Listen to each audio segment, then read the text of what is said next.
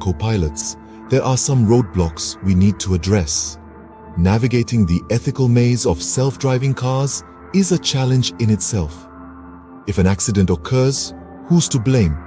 The car maker, the software developer, or the owner of the car? And then there's the issue of security.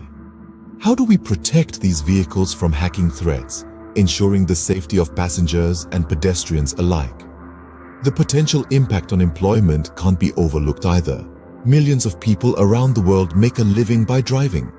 What happens when their jobs are taken over by autonomous vehicles? This is not a simple switch.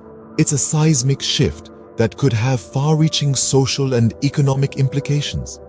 On the technological front, while advancements are being made, we're still a few steps away from achieving full autonomy. Level 5, where the car handles all driving tasks, remains just out of reach. These complex issues demand careful consideration and robust solutions. So, where are we headed with this self-driving revolution? As we look to the horizon, we can anticipate a gradual integration of self-driving technology into our lives.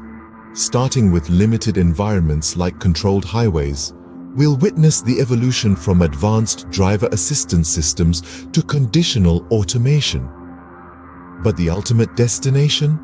Full autonomy.